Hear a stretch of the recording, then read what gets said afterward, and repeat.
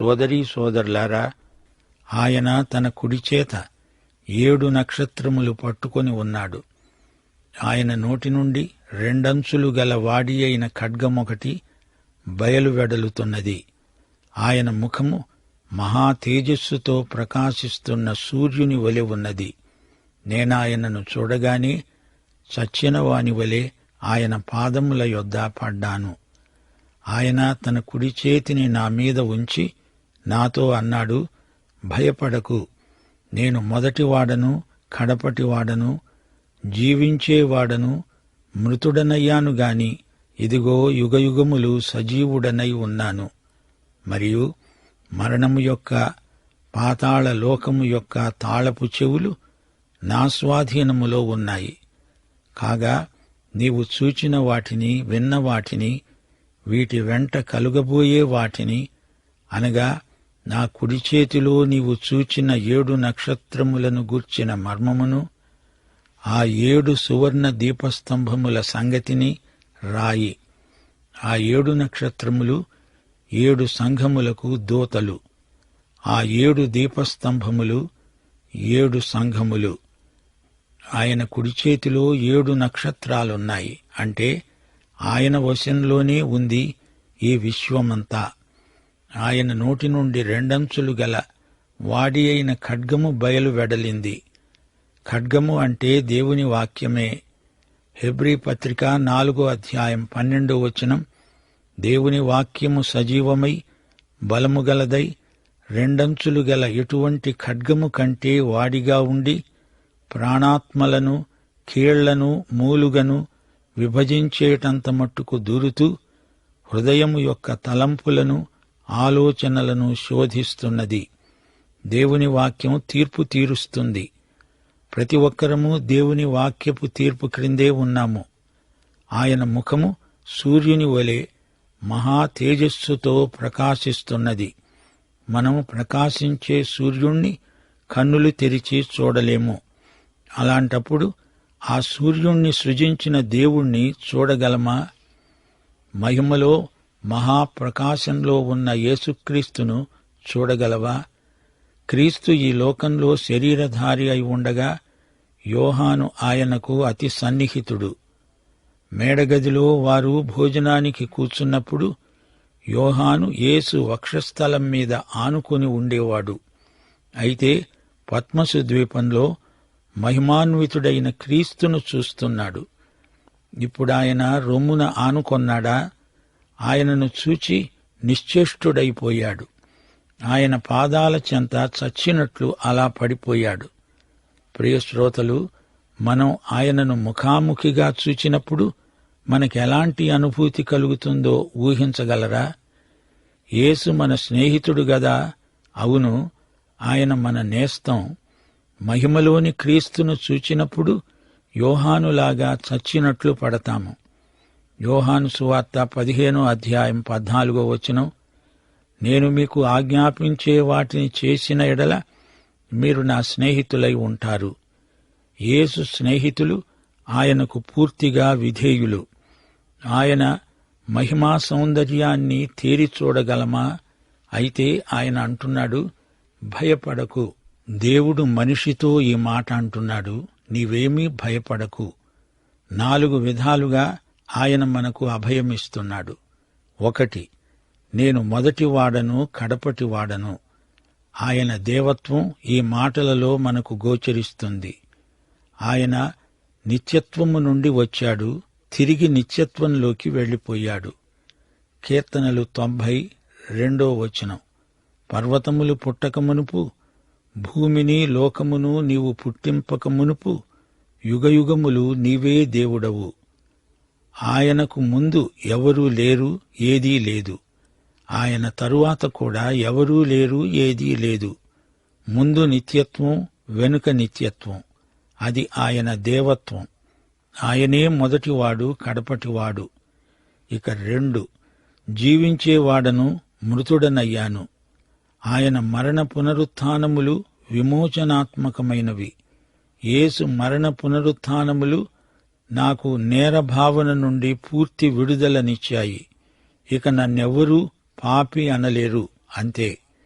రోమాపత్రిక 8వ అధ్యాయం 34వ వచనం, శిక్ష విధించేవాడెవడు? చనిపోయిన క్రీస్తు యేసే. అంతేకాదు, మృతులలో నుండి లేచినవాడు, దేవుని కుడిపార్శ్వమున ఉన్నవాడు, మన కొరకు విజ్ఞాపన చేసేవాడు ఆయనే. యేసు నా కొరకు చనిపోయి తిరిగి లేచాడు. ఆయన నా పాపం కోసమే చనిపోయి నన్ను నీతిమంతుణ్ణి చేయడానికే తిరిగి లేచాడు. ఇప్పుడు నేను పాపిన కానే కాదు, నీతిమంతుణ్ణి. ఇక భయపడడమెందుకు? ఆయన నా కోసం ఇప్పటి వరకు విజ్ఞాపన చేస్తూనే ఉన్నాడు. 3. ఇదిగో యుగయుగములు నేను సజీవుడనై ఉన్నాను. ఆయన ప్రస్తుతం నా పక్షముగా విజ్ఞాపన చేస్తున్నాడు. ఆయన తీర్పరి మాత్రమే కాదు, విజ్ఞాపనకర్త. ఇప్పుడు ఈ క్షణంలో ఆయన తండ్రి ఎదుట మన కోసం విజ్ఞాపన చేస్తున్నాడు. 4. మరణము యొక్క, పాతాళము యొక్క తాళపు చెవులు నా స్వాధీనములో ఉన్నాయి. తాళపు చెవులున్నాయంటే అది అధికారానికి సూచన. మరణించి తిరిగి లేచి మరణ పాతాళముల తాళపు చెవులు చేత చిక్కించుకున్నాడు యేసు ప్రభువు. పాతాళమంటే గ్రీకు భాషలో హేడెస్. ఈ హేడెస్ మృతుల స్థలం. సమాధి కావచ్చు, మరణానంతరం ఆత్మ వెళ్లే స్థలము కావచ్చు హేడెస్. మరణ భయం దేనికి? తాళపు చెవులు యేసు చేతిలో ఉన్నాయి. దేవునికి స్తోత్రం. శ్రోతలు వింటున్నారా? ఇప్పుడు ప్రకటన గ్రంథ కాల విభజనను గురించి చెప్పబడింది. యోహాను, నీవు చూచిన వాటిని రాయి. భూతకాలం. యోహాను యేసును చూచాడు. ఆయన యందే తన దృష్టిని కేంద్రీకరించాడు. ప్రకటన గ్రంథం క్రీస్తు కేంద్రితమైన గ్రంథం. ఆయనే కేంద్రాకర్షణ. గుర్రాలు కాదు, రౌతులు కాదు, ఉగ్రత పాత్రలు కాదు, మృగాలు కాదు. యేసు కేంద్రంలో ఉన్న గ్రంథం ప్రకటన గ్రంథం. ఇక వర్తమాన కాలం. ఉన్న వాటిని గురించి రాయి. ఏమిటా సంగతులు? సంఘమే. 2-3 అధ్యాయాలలో సంఘమును గురించి ఉన్న వాటిని రాయి. భవిష్యత్కాలం, వీటి వెంట కలుగబోయే వాటిని గురించి రాయి. 4 నుండి 22 అధ్యాయం వరకు జరగబోయేవే. సంఘం ఎత్తబడుతుంది. అప్పుడు ఇక్కడ జరగబోయే సంగతులు ఎన్నో ఉన్నాయి. అవన్నీ యోహాను చేత యేసు ప్రభువు రాయిస్తున్నాడు. ఇక 7 నక్షత్రాలు, 7 దీపస్తంభాల విషయం. మా శ్రోతలు ఈ సందర్భంలో గ్రహించాలి. యోహాను సంకేతాలు రాసినప్పుడు ఇవి సంకేతాలు అని స్పష్టంగా చెబుతాడు. లేకపోతే వాటిని మనం అక్షరార్థంగా తీసుకోవలసిందే. ప్రతి ఒక్కటి సంకేతం అనుకుంటే మీకీ గ్రంథం అర్థం కాదని మనవి చేస్తున్నాము. 7 నక్షత్రాలు, 7 దీపస్తంభాలు. 7 నక్షత్రాలను గూర్చిన మర్మమా? మర్మము అంటే పవిత్ర రహస్యం. అంతకు ముందెన్నడూ బయలుపరచబడనిది ఏదో అదే మర్మం. యోహానుకు మాత్రమే అది బయలుపరచబడింది గనుకే అది మర్మం. ఇప్పుడైతే అది బయలుపరచబడింది. మహిమలోని క్రీస్తును చూచినవాడు యోహానే. మరి పౌలు ఏమి చూచాడు? అపొస్తలుల కార్యములు 26వ అధ్యాయం 13వ వచనం, మధ్యాహ్నమందు నా చుట్టూ నాతో కూడా వచ్చిన వారి చుట్టూ ఆకాశము నుండి సూర్య తేజస్సు కంటే మిక్కిలి ప్రకాశమానమైన ఒక వెలుగు త్రోవలో ప్రకాశించటం చూచాడు. అంతే. సూర్యుణ్ణి కాదు, ప్రకాశం మాత్రమే చూడగలిగాడు. గాని యోహాను మహిమలోని క్రీస్తును ప్రత్యక్షంగా చూచాడు. దానికే పౌలు కండ్లు దెబ్బతిని కొన్ని రోజుల పాటు గుడ్డివాడైపోయాడు. మహిమలోని క్రీస్తును పూర్తిగా చూచినవాడు యోహాను. దేవునికి స్తోత్రం. 7 నక్షత్రాలు, 7 దూతలు. నక్షత్రం అధికారానికి సంకేతం. యూదాపత్రిక 13వ వచనంలో మార్గము తప్పి తిరిగే చుక్కలు, తప్పుడు బోధకులు దారి తప్పిన నక్షత్రాలు. దూత అంటే వార్తావహుడు. అతడు మనిషి కావచ్చు, దేవదూత కావచ్చు. అతడు బోధకుడు కావచ్చు, ఉపదేశకుడు కావచ్చు. 2-3 అధ్యాయాలలో సంఘపు దూతలు, సంఘ కాపరులు. కాపరికి దూత అనే పేరు ఎంతో అర్థవంతమైనది. 7 దీపస్తంభాలు, 7 సంఘాలు. దీపాలను కలిగి ఉన్న స్తంభాలు దీపస్తంభాలు. ఆసియాలోని 7 సంఘాలు. ఈ 7 సంఘాలు కలిసి దేవుని సంఘము యొక్క సమగ్ర స్వరూపాన్ని చూపుతాయి అని మనం గ్రహించాలి. ప్రియ శ్రోతలు, ప్రకటన గ్రంథం 1వ అధ్యాయం ముగిసింది. అసలు ప్రకటన గ్రంథానికి ఆదికాండం గ్రంథానికి ఉన్న సంబంధం మీరెప్పుడైనా గుర్తించారా? ఆదికాండంలో భూమి సృజించబడింది. ప్రకటన గ్రంథంలో భూమి అంతరించింది. ఆదికాండంలో సైతాను మొదటి తిరుగుబాటు చేశాడు. ప్రకటనలో సైతాను చిట్ట చివరి తిరుగుబాటు. ఆదికాండంలో సూర్యుడు, చంద్రుడు, నక్షత్రాలు భూమిని ఏలాయి. ప్రకటన గ్రంథంలో అవే భూమికి తీర్పు తీరుస్తాయి. ప్రకటన గ్రంథంలో సూర్యునితో నిమిత్తమే లేదు. ఆదికాండంలో సముద్రాలు ఏర్పడ్డాయి. ప్రకటనలో సముద్రమే లేకుండా పోయింది. ఆదికాండంలో పాపం ప్రవేశించింది. ప్రకటనలో పాపం గతించింది. ఆదికాండంలో శాపం వచ్చింది.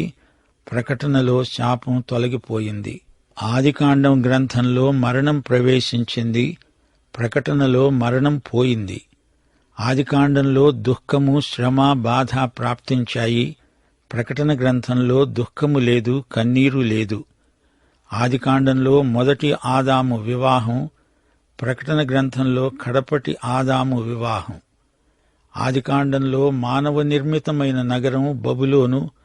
ప్రకటనలో బబులోను నాశనమైపోయింది. నూతన యెరూషలేము నిర్మించబడింది. ఆదికాండంలో సైతాను నాశనం ప్రవచించబడింది. ప్రకటనలో ఆ ప్రవచనం పూర్తిగా నెరవేరింది. ఆదికాండం 1వ అధ్యాయం 1వ వచనం, ఆదియందు దేవుడు భూమ్యాకాశములను సృజించాడు. విశ్వవ్యాప్తమైన దృశ్యం. అయితే కొత్త భూమి, కొత్త ఆకాశం ప్రకటన గ్రంథంలో కనిపిస్తాయి. ప్రకటన గ్రంథం లాంటి పుస్తకం మరొకటి లేదు. దేవునికి స్తోత్రం. 2-3 అధ్యాయాలు మీరు వచ్చే పాఠంలో వింటారు. సంఘమే ఆ 2 అధ్యాయాలలోని అంశం. సంఘానికి యజమాని యేసే. సంఘమనే మందకు యేసే ప్రధాన కాపరి. సంఘము అంటే గ్రీకు భాషలో ఎక్లెషియా అనగా లోకములో నుండి పిలువబడింది. కొలసీ పత్రిక 1వ అధ్యాయం 13వ వచనం, ఆయన మనలను అంధకార సంబంధమైన అధికారములో నుండి విడుదల చేసి తాను ప్రేమించిన తన కుమారుని యొక్క రాజ్య నివాసులనుగా చేశాడు. సంఘమనగా దేవుని రాజ్య నివాసుల సమాజం. 1 పేతురు 2వ అధ్యాయం 9వ వచనం, సంఘమంటే ఎవరనుకున్నారు? మీరు చీకటిలో నుండి ఆశ్చర్యకరమైన తన వెలుగులోనికి మిమ్ములను పిలిచిన వాని గుణాతిశయములను ప్రచురము చేసే నిమిత్తము ఏర్పరచబడిన వంశము, రాజులైన యాజక సమూహము, పరిశుద్ధ జనము, దేవుని సొత్తు అయిన ప్రజలు. ప్రభువే స్వయంగా అన్నాడు, నా సంఘమును నేను కడతాను, పాతాళ లోక ద్వారములు దాని ఎదుట నిలువలేవు. సంఘం పాడే విజయ గీతిక అపొస్తలుడైన పౌలు 1 కొరింథీ 15వ అధ్యాయం 54 నుండి 57వ వచనం వరకు రాశాడు. ఇది సంఘ విజయం. ఈ క్షయమైనది అక్షయతను ధరించుకొన్నప్పుడు, ఈ మర్త్యమైనది అమర్త్యతను ధరించుకొన్నప్పుడు విజయమందు మరణము మింగివేయబడింది అని రాయబడిన వాక్యము నెరవేరుతుంది. ఓ మరణమా, నీ విజయమెక్కడ? ఓ మరణమా, నీ ముల్లెక్కడ? మరణపు ముల్లు పాపము, పాపమునకున్న బలము ధర్మశాస్త్రమే. అయినను మన ప్రభువైన యేసుక్రీస్తు మూలముగా మనకు జయము అనుగ్రహిస్తున్న దేవునికి స్తోత్రము కలుగునుగాక. సంఘానికి క్రీస్తు శాశ్వతమైన పునాది. సంఘ జీవితంలో యేసు ప్రముఖ పాత్ర వహిస్తున్నాడు. సంఘమును గురించి, సంఘ విజయాన్ని గురించి క్రీస్తు అధిక శ్రద్ధ వహిస్తున్నాడు. సంఘ యజమాని, సంఘ శిరస్సు యేసే. సంఘ బిడ్డలు యేసుక్రీస్తుకు ఎంతో ముఖ్యులైన ప్రజలు. సంఘ విజయాన్ని గురించి యేసుక్రీస్తు మనకు హామీ ఇస్తున్నాడు. శిలువ మీద యేసు విమోచన కార్యం ముగించాడు. కాని సంఘం భూదిగంతాల వరకు సాక్షి. ఈ సంఘ కార్యక్రమం ఇంకా ముగియలేదు. సంఘ నిర్మాణం కొనసాగుతూనే ఉంది. ప్రియ శ్రోతలు, 7 సంఘాలు మొదటి అధ్యాయంలో పేర్కొనబడ్డాయి. ఎఫెసు, స్మర్ణ, Pergamum, Thyatira, Sardis, Philadelphia, Laodicea. ఈ సంఘాలకు యేసుక్రీస్తు ఉత్తరాలు రాశాడు. ఎఫెసు ప్రథమ ప్రేమను విడిచింది. స్మర్ణ శ్రమపడిన సంఘం. పెర్గెము లోకంతో రాజీపడిన సంఘం. తుయతైరా చెడుగును సహించిన సంఘం. సార్దిస్ సగం మృతమైన సంఘం. ఫిలదెల్ఫియా విధేయత గల సంఘం. లవొదికయ నిష్ప్రయోజక సంఘం. ప్రియశ్రోతలు, యోహాను సువార్త 17వ అధ్యాయంలో యేసు తన సంఘం కోసం చేసిన మహాప్రార్థన రాయబడి ఉంది. ఈ సంఘమును దేవుడు తన కుమారునికిచ్చాడు. ప్రకటన 3వ అధ్యాయం తరువాత సంఘం ఇక్కడ కనిపించదు. 4వ అధ్యాయం వరకు సంఘం 19 సార్లు పేర్కొనబడింది. 4 నుండి 20వ అధ్యాయం వరకు సంఘము ఒక్కసారి కూడా పేర్కొనబడి ఉండలేదు. సంఘం ఈ లోకంలో ఉండదు, ఎత్తబడి ఉంటుంది. ఈ 7 సంఘలేఖలు వినేటప్పుడు శ్రోతలు గమనించాల్సిన కొన్ని సూత్రాలున్నాయి. ఈ సంఘములున్న ప్రదేశాలు వాస్తవికమైనవి. యోహాను ఈ 7 సంఘాలను బాగా ఎరుగును. అప్పుడెప్పుడో ఉన్న సంఘాలైనా ఆ ప్రదేశాలను మనమిప్పుడు చూడవచ్చు. శిథిలాలైనా అవి మనతో మాట్లాడుతున్నాయా అనిపిస్తుంది. ఇవి స్థానిక సంఘాలు. ఈ సంఘములలో ప్రతిదీ ప్రత్యేకమే అయినా సందేశం అన్ని కాలాలకు వర్తిస్తుంది. ఉదాహరణకు, పెర్గెము సంఘానికి రాసిన ఉత్తరమే అయినా అది నీకు, నీ సంఘానికి కూడా వర్తిస్తుంది. పెంతెకొస్తు నుండి 2వ రాకడ వరకు, మేడగది నుండి మధ్యాకాశం వరకు సంఘటనలు క్రమంగా ఒకదాని వెంబడి ఒకటి జరుగుతాయి. ఎఫెసు అపుస్తలిక సంఘం, లవొదికయ తప్పిపోయిన సంఘం. ఈ రోజున ఈ సంఘ సమాచారాలు సంఘ చరిత్రలో భాగమైపోయాయి. ఈ ఉత్తరాలలో మొదట యేసు ప్రభువు తన మహిమను సూచించే పరిచయ వాక్కులు పలుకుతాడు. సంఘ దూతకు అనగా స్థానిక సంఘ కాపరికి ఉత్తరం రాయబడిందని చెప్పబడింది. నేను నీ క్రియలు ఎరుగుదును అంటూ ఉత్తరం మొదలవుతుంది. సంఘంలోని మంచి లక్షణాలను మెచ్చుకుంటాడు, లోపాలను గద్దిస్తాడు. అయితే స్మర్ణ, ఫిలదెల్ఫియా సంఘాలలో లోపాలేమీ లేవు గనుక అవి పేర్కొనబడలేదు. స్మర్ణ హతసాక్షి సంఘం. ఫిలదెల్ఫియా సువార్తను నమ్మకంగా ప్రకటించే సంఘం. లవొదికయలో మెచ్చుకోదగిన ఒక్క మంచి లక్షణము కనిపించదు. ఆత్మ చెప్పే మాట చెవిగలవాడు వినుగాక అని ప్రతి ఉత్తరంలోనూ ప్రభు అంటూనే ఉన్నాడు. ప్రతి సంఘానికి ప్రత్యేకంగా, వ్యక్తిగతంగా రాసిన ఉత్తరం. లేఖా సాహిత్యంలో ఇవి కళాఖండికలని చెప్పాలి. ఎఫెసు సంఘానికి యేసు ప్రభువు ఉత్తరం రాశాడు. అపొస్తలుడైన పౌలు కూడా ఎఫెసీ పత్రిక రాశాడు. ఎఫెసీ పత్రికలు 2 రోమారాజ్యంలో ఈ 7 స్థలాలు ఎంతో కీలకమైనవి.